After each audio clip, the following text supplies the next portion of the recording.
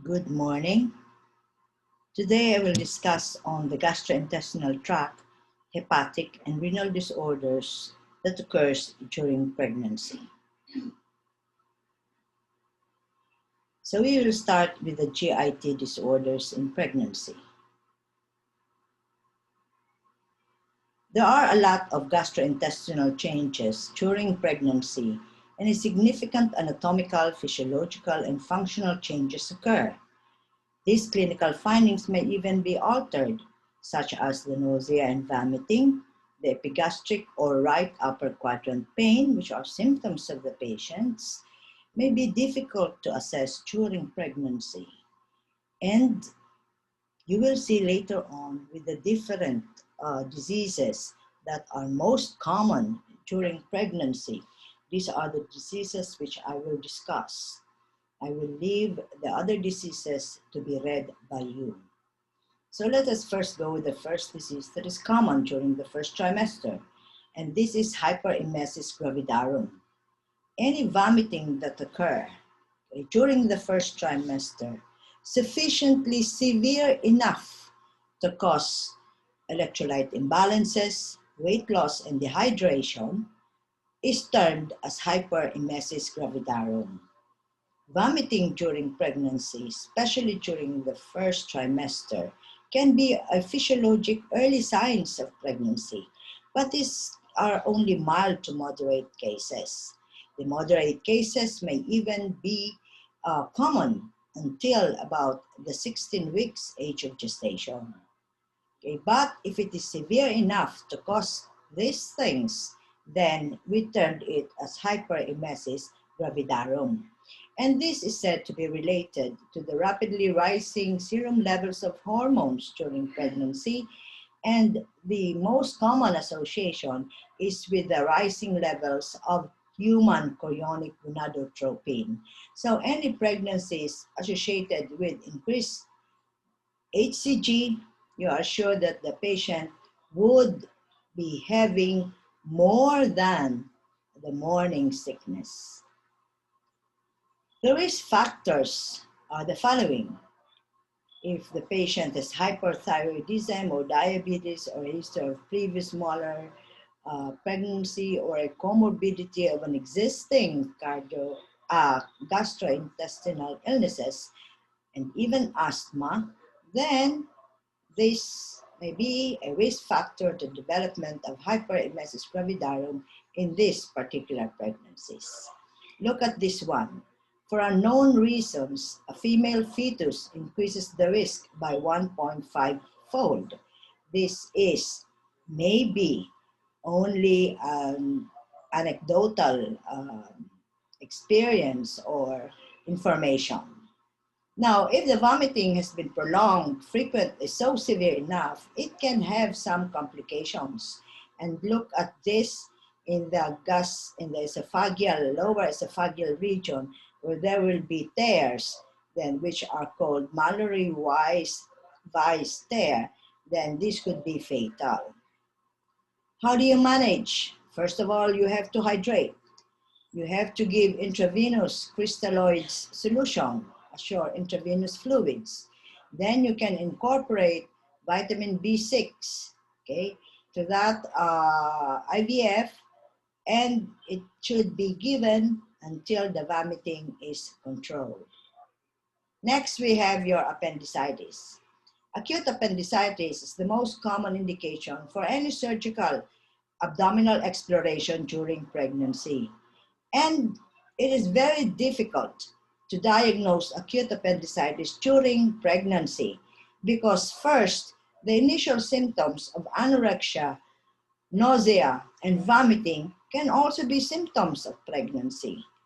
And you know, as the uterus enlarges, as what is depicted in this picture, as the uterus enlarges due to the enlarging fetus, the position of the appendix, which in the non-pregnant is at the Mac-Burness point, would be going upward and outward, okay? So that the point of tenderness or the point of pain is also displaced, not anymore in your Mac-Burness point, but even going upwards, even up to the level of the umbilicus, or even beneath the liver.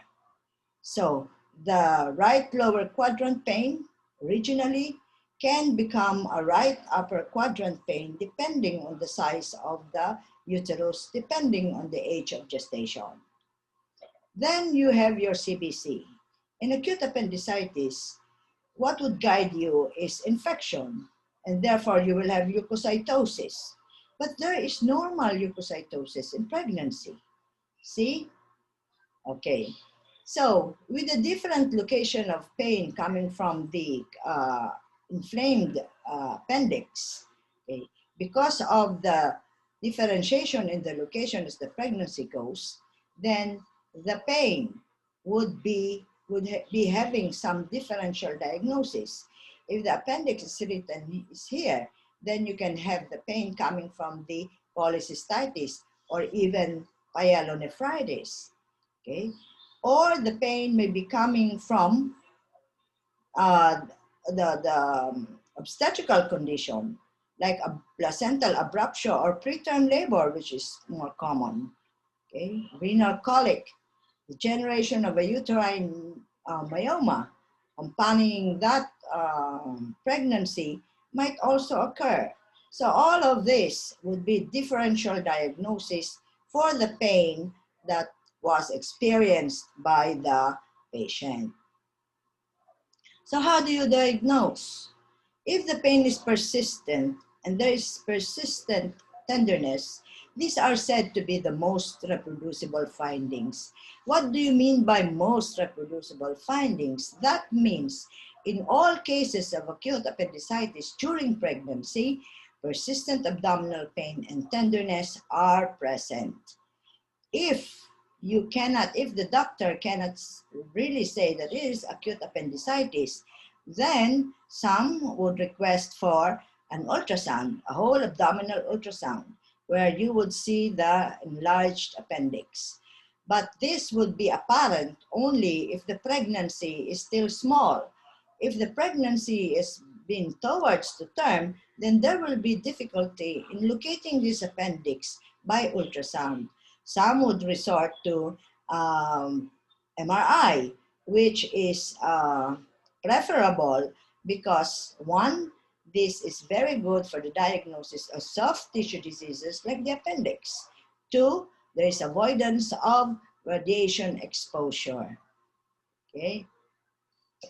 Now, if you suspect that there is an acute appendicitis, it is better to do surgical exploration rather than just observing, or they say error in commission of the exploration rather than omitting the diagnosis, because any form of omission would lead to a postponement of the definitive intervention, which is surgical exploration, may lead to a generalized peritonitis, which would make the life of the mother as well as the life of the baby be in jeopardy from your sepsis.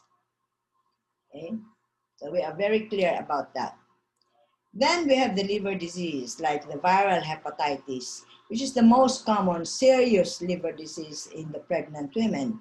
You know, there are a lot of ABCDs of hepatitis, A, B, C, D, and E, okay?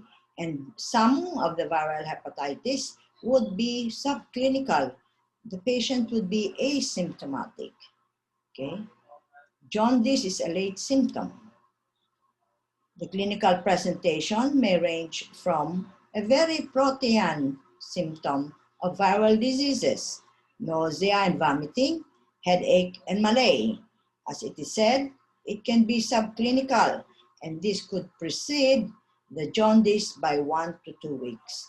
So that means if the patient has jaundice, the disease has been there for 1 to 2 weeks. Okay, it may improve, but there may be pain and tenderness over the liver. Okay. Would this recover? Yes, in 1 to 2 weeks. Okay. Let us go to hepatitis A, which is also known as the infectious hepatitis.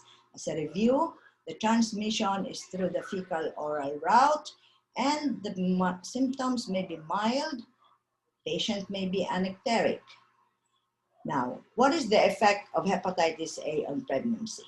Class, in pathologic obstetrics, the way to study is what is the effect of the disease on the pregnancy? Vice versa. What is the effect of the pregnancy on the disease? See? So let's first go to the first contention, which is what is the effect of the disease on the pregnancy? Would it lead to a preterm delivery? Would it have an effect on the fetus? What is the transmission? So those are the questions that you have to answer. In every disease that occurs during pregnancy, may isa na kayong answer. And that is the risk of preterm delivery. That is always the risk of any disease that occurs during pregnancy. On the other hand, as I said, what is the effect of the pregnancy on the disease?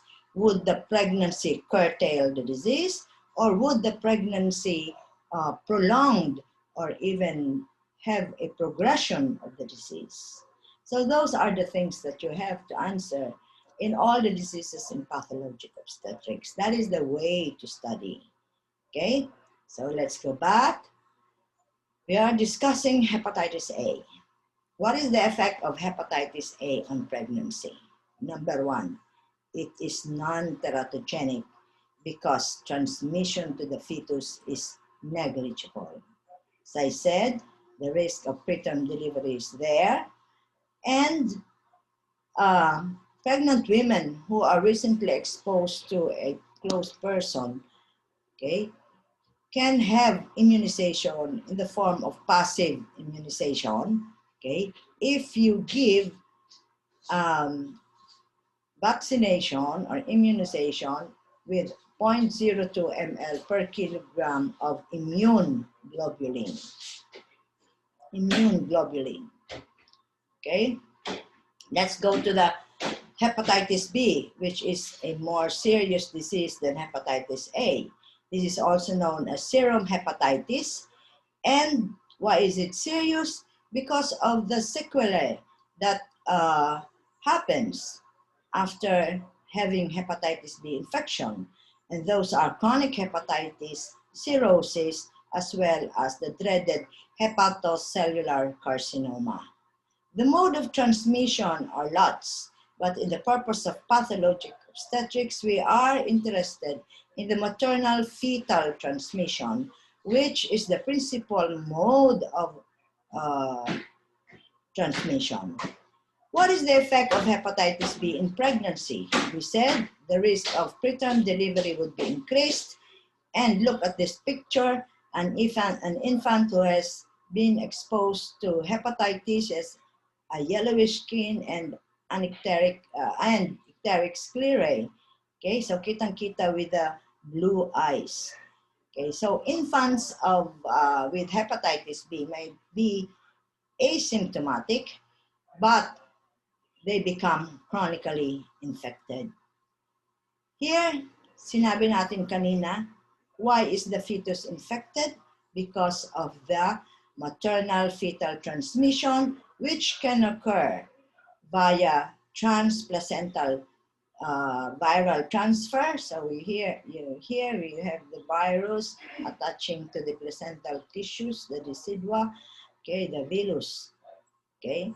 Then the ingestion of infected material during delivery, like the blood, okay, as it passed through the bony pelvis and down the vagina during vaginal delivery.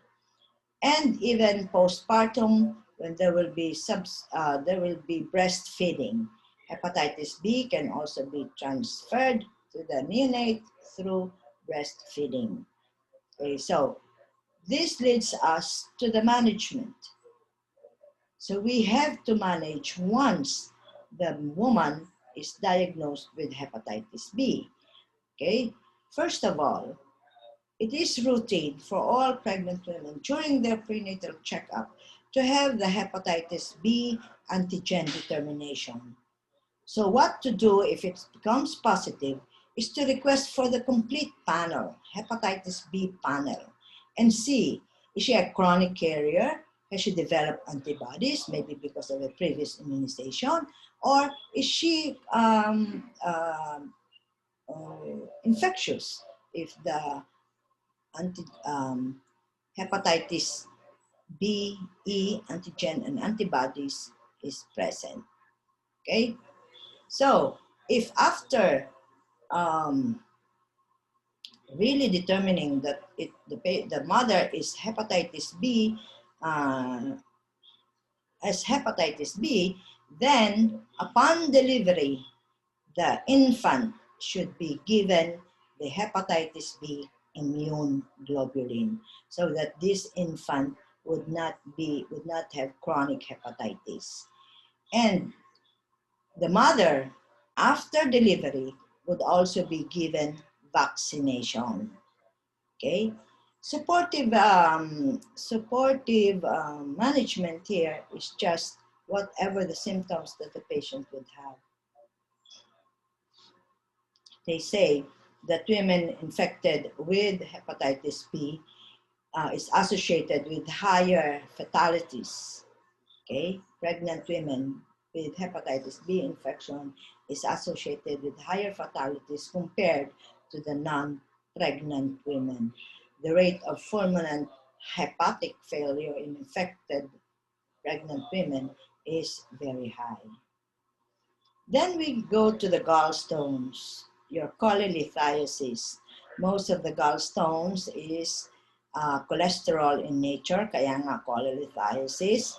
And these stones, okay, when they are small, they would cause the biliary sludge.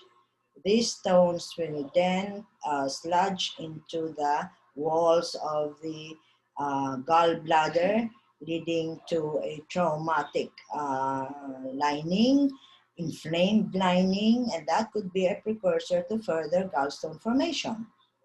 Okay, will you remove? If the patient is symptomatic, yes, right, abdominal pain, vomiting, and so forth, and cholelithiasis of many, cholelithiasis in nature, or there is already an enlarged gallbladder, then yes, you may remove it because it is an emergency, cholecystectomy. But if the patient is asymptomatic, then prophylactic cholecystectomy is not warranted.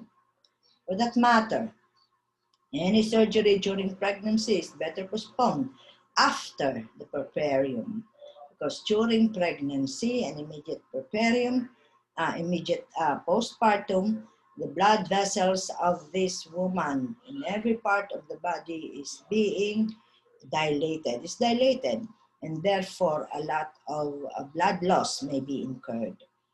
That's why, not to mention the effects of anesthesia on the baby. That's why we usually delay the elective surgery. Now, what is the effect of these gallstones on the pregnancy? Okay, if there will be incomplete emptying, okay, of the bile, leading to retention of maybe larger cholesterol crystals, then this is a prerequisite for forming a bigger cholesterol gallstones. And because this would be causing pain and some form of infection, then the risk of preterm delivery again is very high. So, as I said, symptomatic cholecystitis, there would be infection already, is initially managed in a manner similar to that of non-pregnant women. Meaning, you just give antacids, you just give for pain, okay?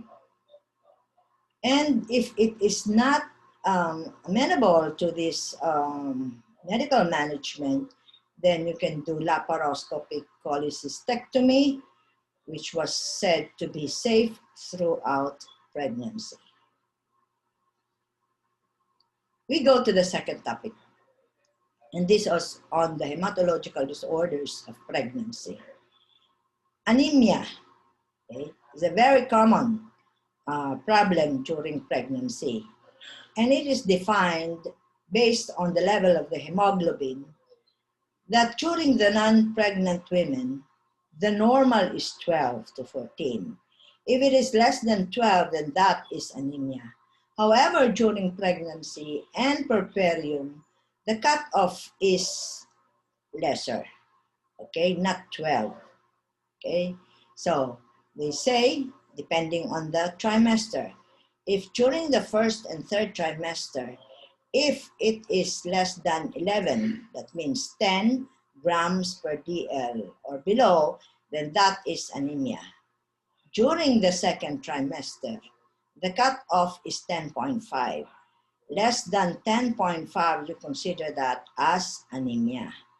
Okay, so here, the grading of the anemia by the WHO, dito nakalagay, normal, mild, moderate, and severe. You have to classify this. Why?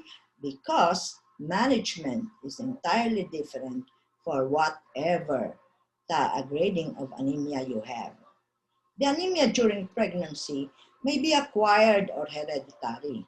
If it is acquired, this could be due to IDA or iron deficiency anemia during pregnancy, or the anemia that is caused by acute blood loss during intrapartum, anemia of inflammation or malignancy, or any other types of anemia, which could be a comorbidity during pregnancy. When you say that the cause of anemia during pregnancy is hereditary, the most common is thalassemia. And this is common among Filipinos. We Filipinos might not be diagnosed, okay, with thalassemia. Most of us has thalassemia trait. Sickle cell hemoglobinopathy is common among the Aryan race of the Jews. Okay? Now let us discuss the acquired anemia. So I said the most common is iron deficiency anemia. And the etiologies can be poor nutritional status. In the Philippines, our Filipino diet is not enough to supplement iron. That's why it is a common practice during prenatal checkup that we give iron supplements as part of the prenatal medications. There may be inherent deficiency in serum iron. This etiology, the causes of expansion of plasma volume in relation to the hemoglobin or RBC mass, is common during the second trimester. That is the reason why the cutoff during second trimester, for the hemoglobin concentration is lesser because of this. So if you have a 10, then that might not be anemia, that would be anemia, but it can be physiologic, and therefore you do not do anything. Unlike with this one, you have to do some management or in the form of diet modification. How do we diagnose iron deficiency anemia? CBC, of course. In the CBC, there is accompanying portion then of the peripheral blood smear where the medical technologist would tell you that the erythrocytes are noted to be microcytic hypochromic. Okay. You can also request for serum ferritin levels, and if the serum ferritin is low, then you say it is iron deficiency anemia. Of course, there should be no stainable bone marrow iron that would be seen, because if there would be some bone marrow accompaniment, then that is not iron deficiency anemia. It is more of bone marrow disease in the production. Okay, what is the effects of IDA to the mother? It can worsen the anemia. Okay, and then this would be associated with increased maternal morbidity, meaning the mother would always complain of easy fatigability, dizziness, and so forth. What is the effect on the fetus? The fetus is not affected. Why? Because the fetus has a higher hemoglobin F rather than hemoglobin A, which hemoglobin F has a higher affinity to the oxygen molecule.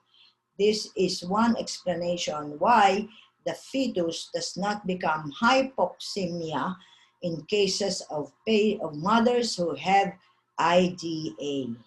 Okay, that is a protective mechanism for the fetus. Now, would the manner of delivery be affected by the level of iron, maternal iron? No.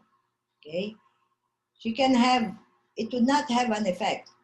Either abdominal or vaginal delivery would depend on the obstetrical indications like placenta previa, rupture placenta, or CPD, or whatnot. Okay, so how do you manage? I mentioned before that the grade of the anemia, whether mild, moderate, or severe, would have a different management, even in non-pregnant or pregnant women, and depending on the trimester.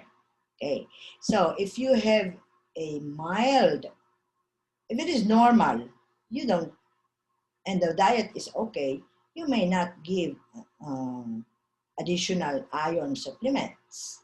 Okay, if it is mild, then iron supplementation may be given or may be even increased so as to improve the level of iron. Okay, how would you give it? You look at the elemental iron. Most iron in the market is in the form of salts like sulfate, fumarate, gluconate. Okay, so look into the elemental iron. It is worthwhile to look into the inserts of those drugs and see.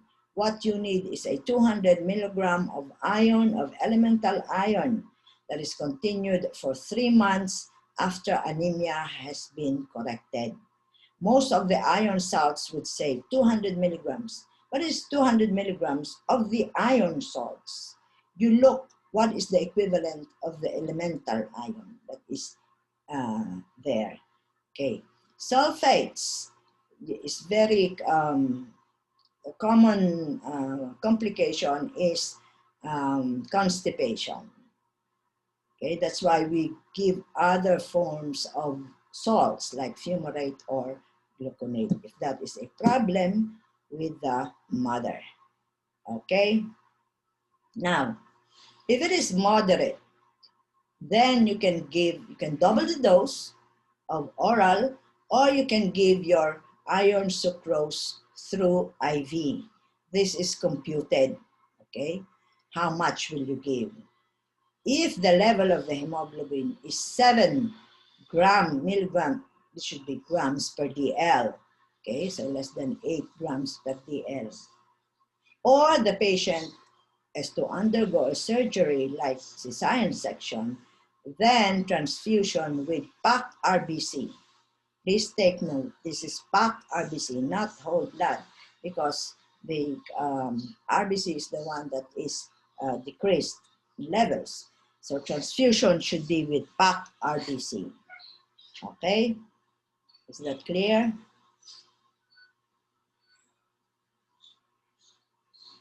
Now, if the anemia is coming from acute blood loss, meaning during the delivery, or there is a placenta previa, okay, in hemorrhage, or there is abortion or ectopic pregnancy, hydatidiform mole, these are the pathologic obstetrical conditions that are associated very commonly with acute blood loss. So that your patient would have anemia, secondary anemia, or even worse, hypovolemic shock. Now, what is the effect of the anemia on the mother?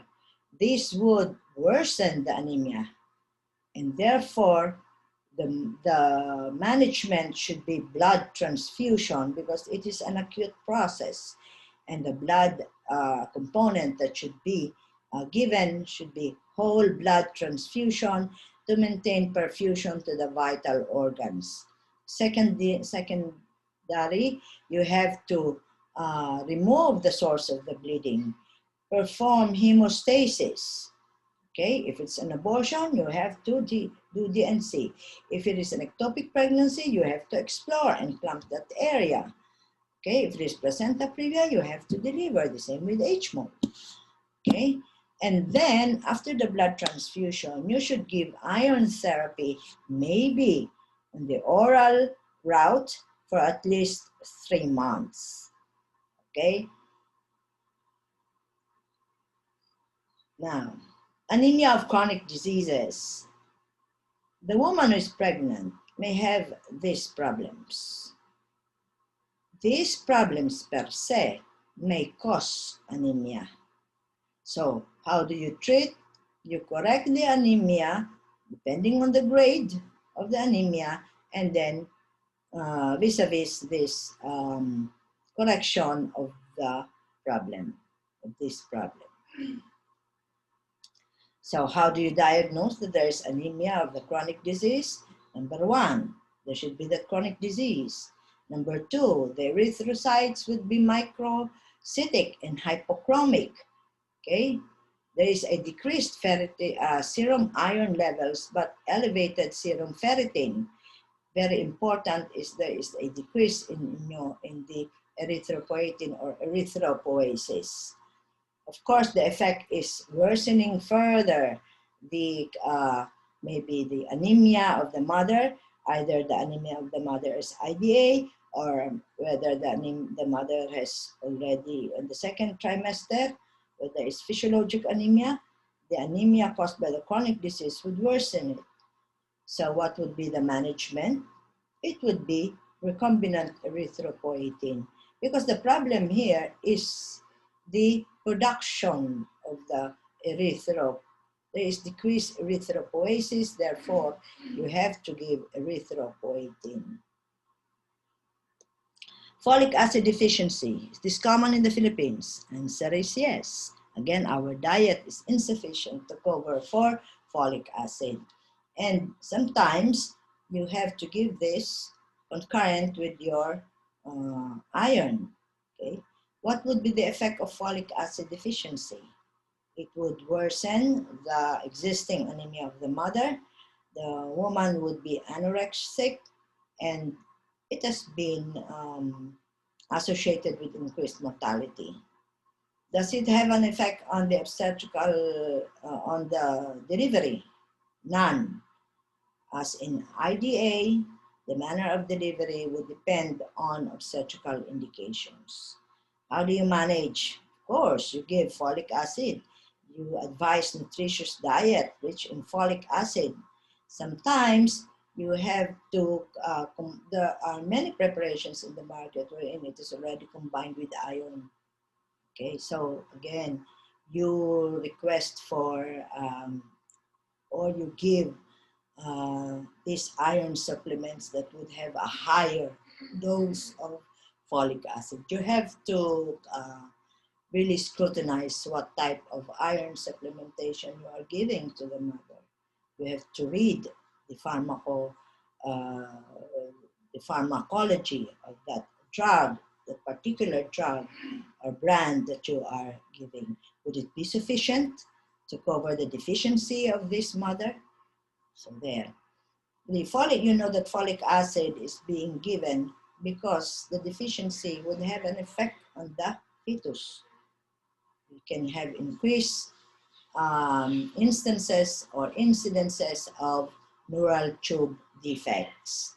If the mother has already a history of a previous baby with a neural tube defect, meaning she has meningocele or even spina bifida, then even before this woman becomes pregnant, you should already give folic acid supplementation.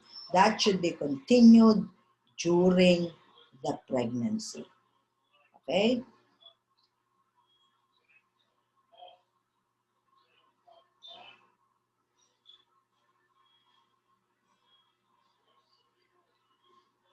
Okay, thalassemias. Let's go to the acquired anemia. As I said, this is genetically determine the hemoglobinopathies. That means in the hemoglobin molecule there is a problem, and that is impairment in the production of one or more normal globin peptide chains. Okay, look at the picture here that I have included. Since it is genetically determined, then this may happen. If one parent who has thalassemia minor has a wife has a husband who is thalassemia minor also, pwede maging trait lang yan. Their siblings, they had four. One would have the thalassemia major, two would have the thalassemia minor, and one would have a normal blood hemoglobin levels. Okay, so let's first go. We have two, alpha and beta. Okay, the alpha thalassemia. The etiology is an impaired in the global chain, wherein there is deletion of all the four alpha global chain, and the effect would be stillbirth and non-immune hydrops fetalis, which can be fatal also. So the effect on the pregnancy would have a poor pregnancy outcome. Okay. Then we have alpha thalassemia minor. In alpha thalassemia minor, the deletion is only 2 genes. When there is deletion of the 4 genes, you say alpha thalassemia major. Okay, and how do you diagnose? Initially through CBC, where there would a peripheral blood smear which will show a hypochromic microcytic anemia. Ito yung sinasabi nating thalassemia trait. No? It is a silent carrier state. The patient might not even show any clinical abnormality. No anemia at all. Okay? But this alpha thalassemia, okay, may homozygous, meaning major, okay, can lead to stillborn. And this is the picture of the baby, stillborn, hydropic, okay, and look at the placenta, it is very big, okay, extremely large placenta. Let's go to the beta thalassemia, okay. Here we have a minor impairment of the beta chain, and you can diagnose it by seeing in the CBC hypochromic microcytic RBC, and there is an elevated level of hemoglobin A2 level. Okay, if you have this, the next thing to do, and you are suspecting through history taking that meron siyang family history of thalassemia, then you can subject the blood to an electrophoresis and you will be able to see what level of the hemoglobin chain is being affected. Okay. What is the effect of beta thalassemia to the fetus? UGR and oligohydramnios. And management would be prophylactic iron and folic acid. So kung may beta thalassemia, you have to give high doses of iron and folic acid orally, okay? And you have to monitor the growth of the baby as well as the amount of amniotic fluid. So if you will be comparing alpha and beta thalassemia, yung beta thalassemia is lesser degree of morbidity or mortality effect on the fetus compared to your alpha thalassemia. Then we have this immunologic disease of ITP, or immune thrombocytopenic purpura.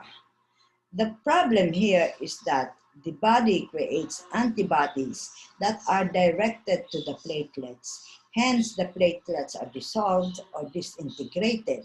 And when it does happens, then the patient would have problems with hemorrhage. No? Wala siyang clotting factor. wala siyang means to have that platelet plug to stop the bleeding. Okay, and clinically, the patient would complain of rashes, pinpoint rashes. When you do your CBC and request for platelet count, it is decreased. Okay, what is the effect on the mother? Though it is benign, their mother would have rashes, and then she could be subjected to the complications of hemorrhage because she does not have that body mechanism to stop hemorrhage due to the decrease in platelets. What is the effect on the fetus? The fetus is also thrombocytopenic, and hence, as the head passes down the bony pelvis and into the vagina during normal delivery, an increased risk of intracranial hemorrhage can happen. Hence, the manner of delivery that is suggested with patients with immune thrombocytopenic purpura is through abdominal route or cesarean section to negate this increased risk of fetal intracranial hemorrhage. Okay, how do you manage steroids? You can give it, okay, 1 to 2 milligrams per kilogram if there is evidence of significant bleeding and or if the platelet count is less than 30,000. Okay. After puerperium, the mother has already had her even one pregnancy. You can do splenectomy, then give immunosuppressive drugs for lifetime. You can give gamma globulin at this dose for 5 days. Okay, to prevent also bleeding. Let us now go to the renal and urinary tract disorders during pregnancy. As the same with the different organ systems, the urinary tract also undergoes changes during pregnancy, and notable is the urinary tract dilatation. So everything from the ureter to the renal calyces, pelvis, okay, it all dilates. Because of the hormone estrogen, it lends hormonal relaxation to the muscular layers of this urinary tract. It is said it is more prominent than to the right because of anatomical changes, anatomical position of your kidneys. Okay, mechanical obstructive factors can also be a reason for the urinary tract infection. So look at this uterus. You know that the dome of the uterus lies over the dome of the urinary bladder. During pregnancy, as this uterus becomes larger, it would have a pressure effect on the dome of the bladder. Okay, it will have pressure effect on the part of the ureter as it enters the trigone. Okay, it would have an obstructive effect, external obstructive effect. Okay, that leads to urinary tract dilatation. How do you assess if there is a renal disease in pregnancy? We know routinely during prenatal we request for urinalysis. If there is a problem with the urinalysis, then you may request for ultrasound of the kidneys, ureter, and bladder.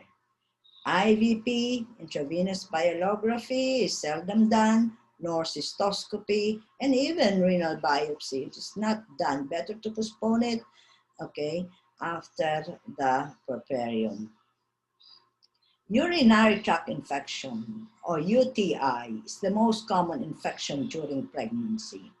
And the pathogen is almost always E. coli or Escherichia coli, which is a gram-negative rod, okay?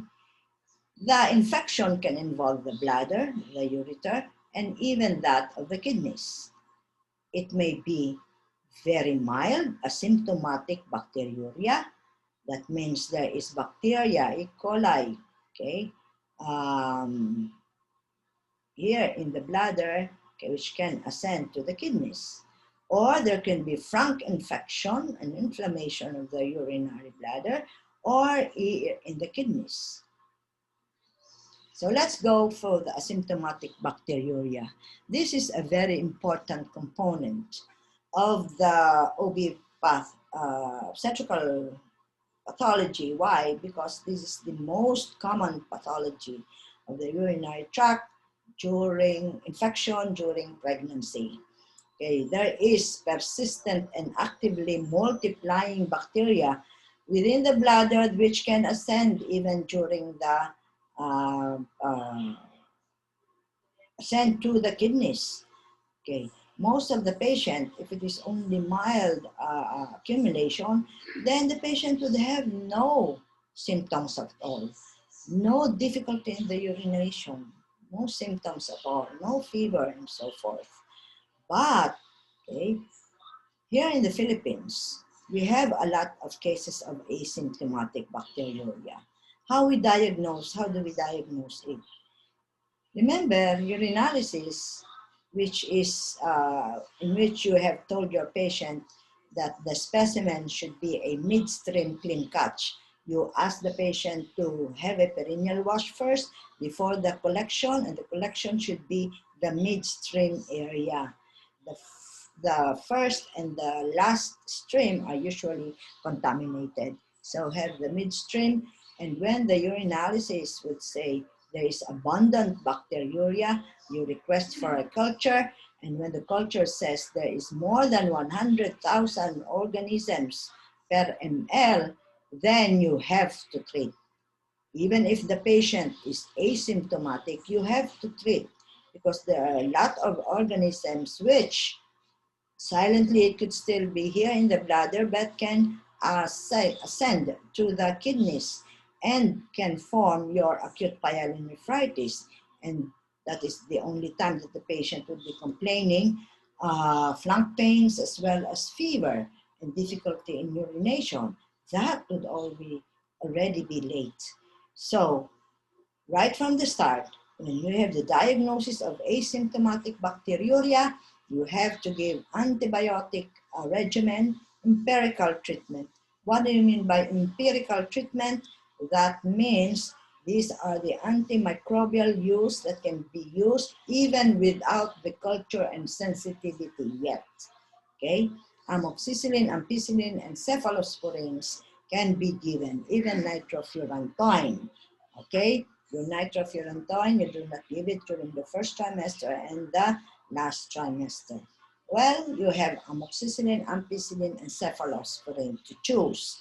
If you would like a single dose treatment, you have to increase the dose. If you want a 3 days course, then here is the things that you should give. Okay, now ciprofloxacin, levofloxacin are not given during pregnancy. I don't know why this slide contains this levofloxacin and ciprofloxacin. Anyway, you have a lot of drugs to choose from. Okay. Next infection would be inflammation and infection of the bladder, cystitis, or the ureter, urethritis. Here it would be more, patient would present with a more serious complaints.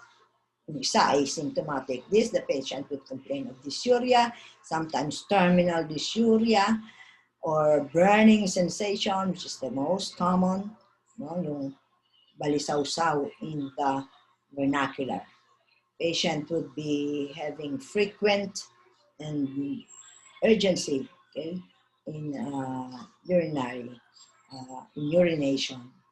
When you do your urinalysis, the urinalysis would show an increase in leukocytosis, madaming pus cells, maraming bacteria, and there could be some gross or microscopic hematuria, which could lead that you can think of, there might be some stones in the urinary bladder that cause the infection. Okay. The chlamydia trachomatis, cystitis or urethritis would have the same problem, okay, of symptoms. But notable, and you should ask this in your history, and you should also do your speculum exam. It is accompanied with a mucopurulent cervicitis, mucopurulent discharge, okay? So you should have a urine culture, okay, with no growth, but then the the discharge is increased during pregnancy, mucopurulent discharge. Physiologically, there is an increased discharge during pregnancy, but it should be described as scanty, whitish, non-foul smelling, no itchiness. If those description would be changed, like mucopurulent cervicitis, yellowish discharge, then that is infection. So how do you treat? Erythromycin you have is a very effective drug during pregnancy against chlamydia trachomatis as the causative agent. Okay. Let's go up. The infection has gotten into the pelvis, renal pelvis and calyces. And this is a most common serious medical infection, complication of pregnancy. Because when you have pyelonephritis and it is not treated, the next is urosepsis and can cause septic shock during pregnancy and can lead to a maternal mortality. The incidence is more frequent during the second trimester when all of these things are dilated. Risk factors would be a young age and nulliparity. Why? Because of they still don't know how to complain or hide the pregnancy. Hence, they have this prolongation of resilience, like TTEs, okay? And they would not complain. They would only complain when they are already at the latter part of the disease, where they would be having this non-stop fever, acute pain, this costovertebral tenderness when you do your physical examination. Okay, so when the patient complains of abdominal pain, you have to qualify where in the abdomen. If it is at the flank pains, okay, then the patient has fever and is associated with dysuria and or findings on urinalysis, then that is acute pyelonephritis. Again, the differential diagnosis here is related to the pain that the patient experiences. Can it be preterm labor? Can it be pain associated with conditions inherent to the pregnancy, like preterm labor, chorioamnionitis, placental abruption, a pregnancy with an infected myoma, okay? Or a non-obstetrical or gynecological problem like acute appendicitis. So all of these things should be ruled out before saying that this is an acute pyelonephritis. Now, the question, why is it so serious? Why can it cause urosepsis? Because this is caused commonly by a gram-negative organism, your E. coli, and endotoxins can be produced and can lead to endotoxemia. Okay. Here, I've mentioned about the clinical findings, fever, and when you do your percussion on the costovertebral angles, you have tenderness. Okay. Initially, your urinalysis, which is the first thing to request, would find clumps of or too numerous to count pus cells. So how do you manage? You have to hospitalize the patient. Okay, why? Because you want to further work up the patient.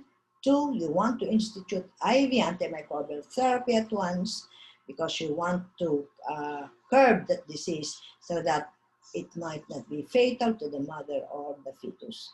Urosepsis can be prevented. So after hospitalization, you request for urine as well as blood cultures, okay? Then you look at your CBC, your kidney functions, okay, your electrolytes also.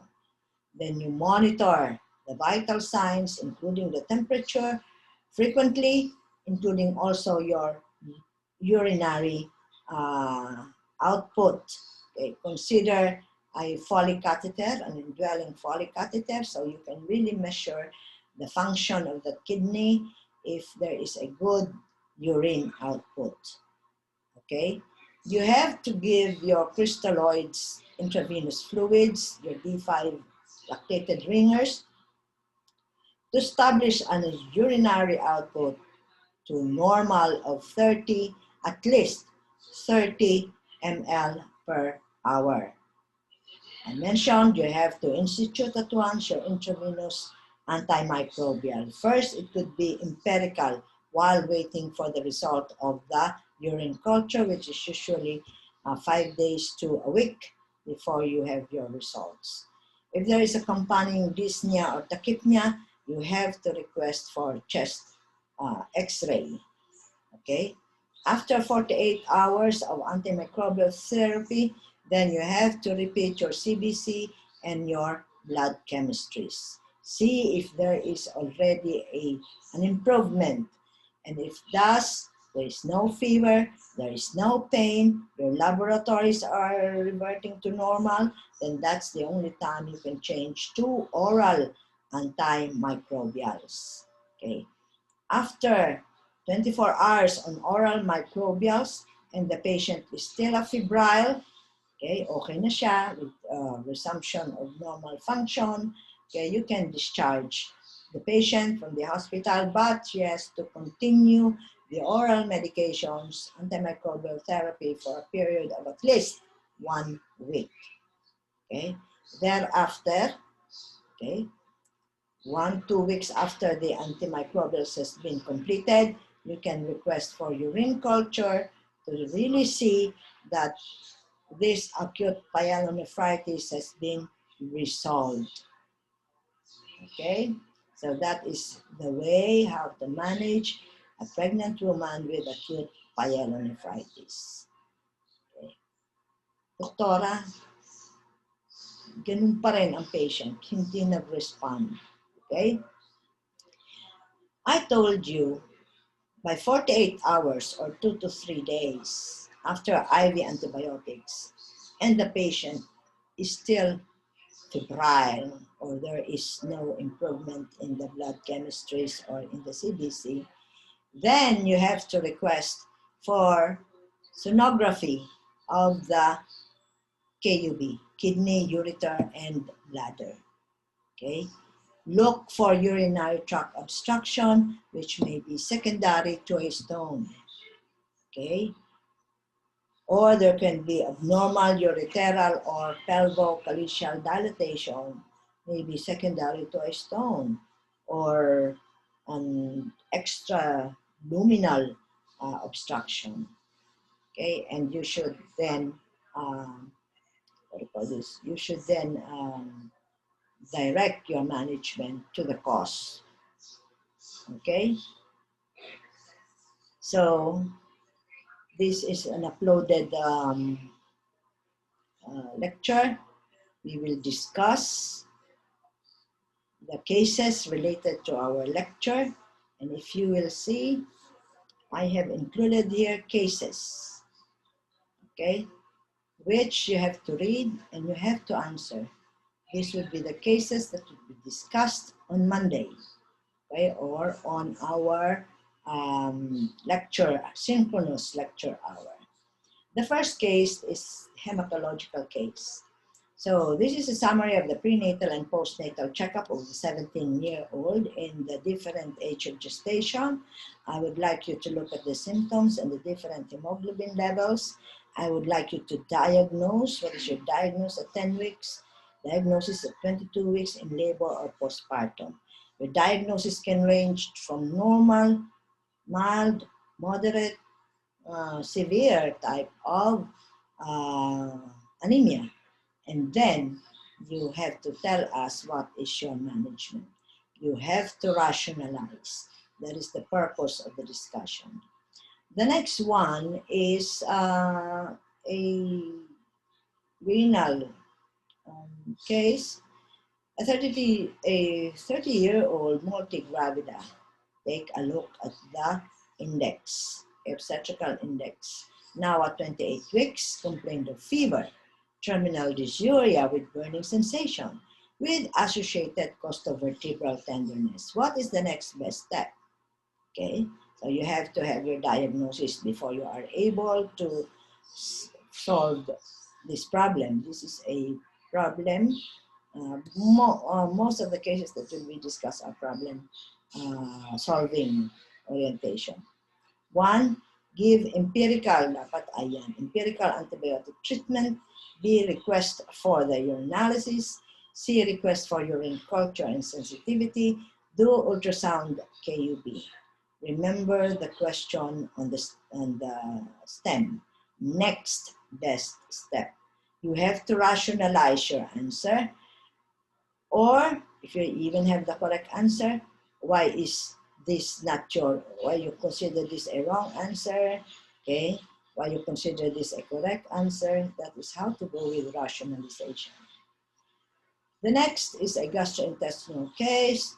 A primary gravida at 16 weeks, complained of fever, vomiting, and right abdominal pain located parallel to the umbilicus. PE confirmed the location of the tenderness. WBC count revealed neutrophilia. What is the appropriate step in the management? So you have to diagnose what is this before you are able to answer the next step in the management, which is a problem-solving question. Is it exploratory laparoscopy, laparotomy? It is laparoscopy. Would you request for a whole abdominal ultrasound, or you would opt to observe for 6 hours? So those are the cases where you have to answer during our next meeting. Okay, I hope you have learned. I know you might be late in reading this, maybe because you are still having your exams or you have just finished your exams. I understand that you would have that much wanted sleep, okay? But life has to go on, guys. During the discussion, we will go on with the discussion, okay?